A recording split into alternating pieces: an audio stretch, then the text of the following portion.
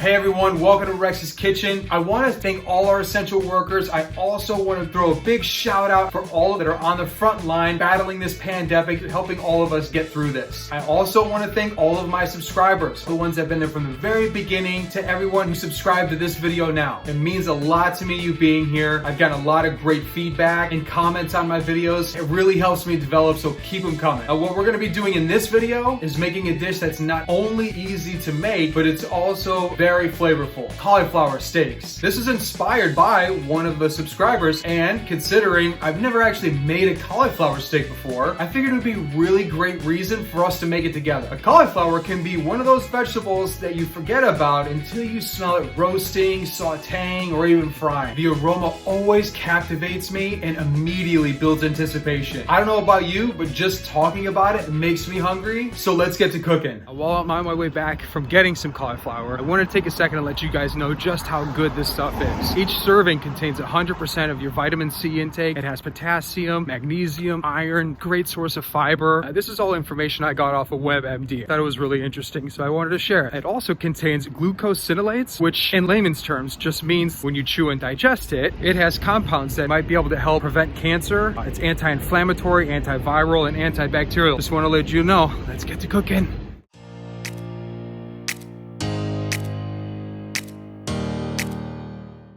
Alright, let's start by chopping one onion, adding it to a hot pan with some olive or grapeseed oil. Next, let's get our garlic finely chopped. Now, I happen to have young garlic, but you can use 2 or 3 cloves of regular garlic as well. When we start seeing the onions brown, you know it's time to add the oregano and garlic. Once you start to smell the oregano and the garlic and the onions all coming together, it's time to add your tomatoes.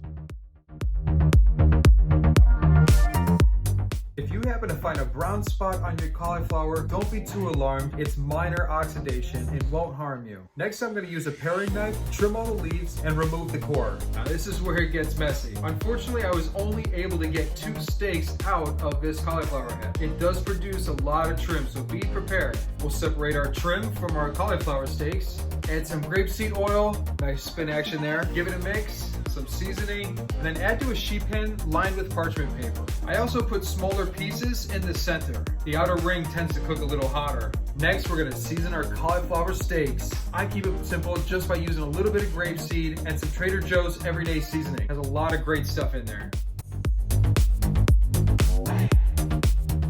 Here's my wonderful assistant helping me season and tray up our steaks on a parchment-lined baking sheet. We're gonna put this in a 400-degree oven for about 20-25 minutes, flipping it halfway. Let's blend the sauce and get this component checked off our list. Now it's time to get the rainbow chard ready for action. Simply slice it up the ribs and remove the stem. Believe it or not, we're actually going to be using the stems too. We're going to chop them up and saute them just like the leaves, but a little bit longer. Time for some flavor.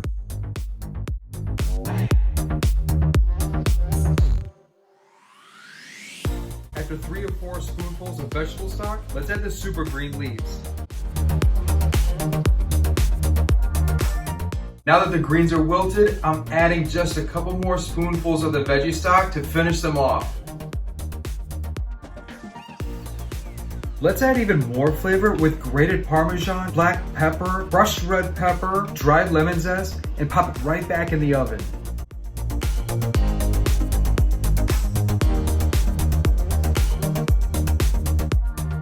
Ladies and gentlemen, I present the moment we've all been waiting for, the plating ceremony. After a swirl of some awesome sauce, let's add the steak with a handful of chard. Let me just say, it smells even better than it looks. One more touch of parm should seal the deal and render this dish ready to eat. Here we go, first bite. Awesome, great textures, great flavors. I'm so glad I was able to use the Swiss chard stem in with the Swiss chard. Everything is fantastic. The tomato sauce is amazing. Lemon zest is awesome on there. Chili flake adds heat. The Swiss chard, I mean, I'm so happy. I'm so happy with this dish. I'm jumping off here. I'm about to crush the rest of this.